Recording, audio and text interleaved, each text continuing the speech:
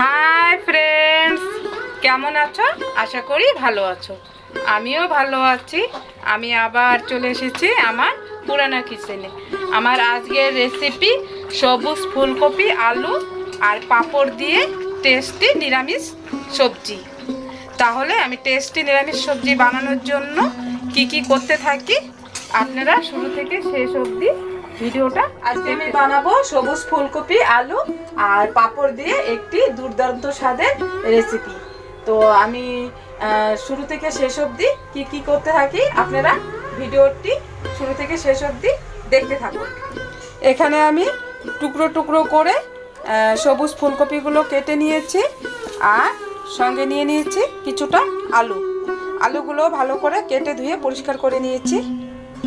Gas ধরিয়ে কড়াই বসিয়ে দিয়েছি। এবার একটু শুকনো কড়াইয়ে জিরা আর তেজপাতা ভেজে নিব।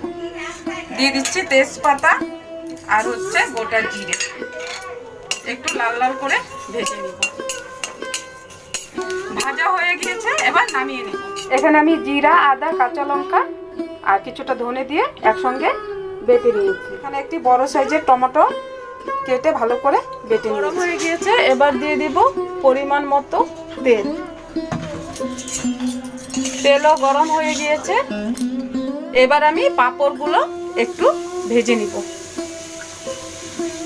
পাঁপড়গুলো খুব কড়া করে ভাজতে হবে না, একটু হালকা ভেজে নিলেই হয়ে যাবে। সম্পূর্ণ পাঁপড় ভেজে নিয়েছি। ওই একই কড়াইতে দিয়ে দিব পরিমাণ মতো তেল। এবার আমি ফুলকপিগুলো ভেজে নিব।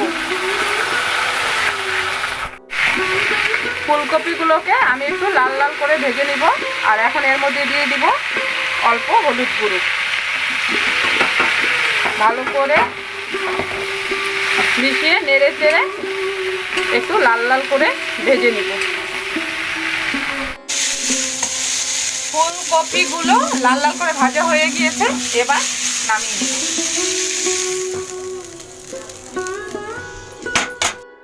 এই গরম হয়ে গিয়েছে, এবার দিয়ে দিব পরিমাণ মতো তেলও গরম হয়ে গিয়েছে। দিয়ে দিব পরিমাণ মতো লবণ। ভালো করে নেড়ে চেড়ে মিশিয়ে নিব আর আলুগুলোকে একটু লাল লাল করে ভেজে নিব।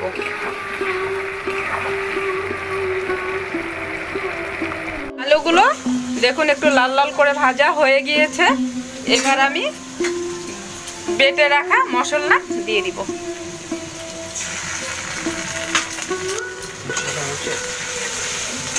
ভালো করে একটু নেড়ে চেড়ে মিশিয়ে নিব।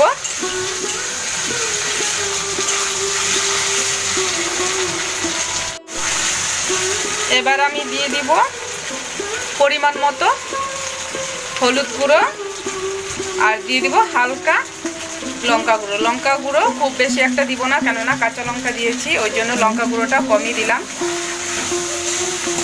এবার একটু ভালো করে নেড়ে চেড়ে মিশিয়ে নিব যতক্ষণ না মশলা থেকে তেল বের হয়ে আসছে। এবার দিয়ে দিব বেটে রাখা টমেটো। আবারও ভালো করে নেড়ে চেড়ে মিশিয়ে নিব।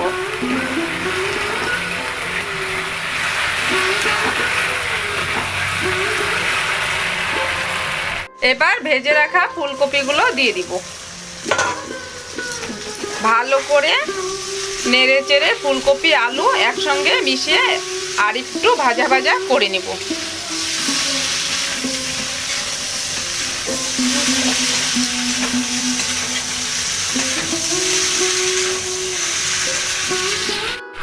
দেখুন সবজিগুলো কত সুন্দরভাবে কষানো হয়ে গিয়েছে। এবার আমি দিয়ে দিব পরিমাণ মতো জল।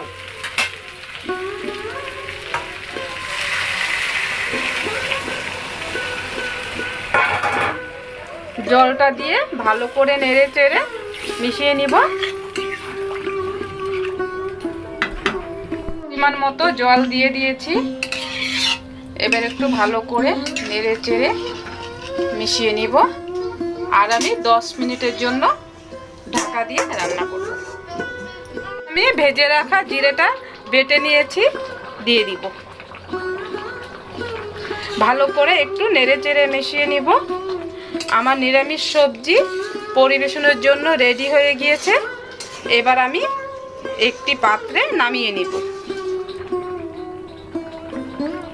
এবার নামানোর আগে দিয়ে দিচ্ছি কিছুটা ধনেপাতা কুচি। এবার একটু নাড়াচাড়া দিয়ে মিশিয়ে নিব। এবার আমি নামিয়ে নিব। বন্ধুরা, এখানে আমার আলু, ফুলকপি আর পাঁপড়ের নিরামিষ তরকারি রেডি হয়ে গিয়েছে।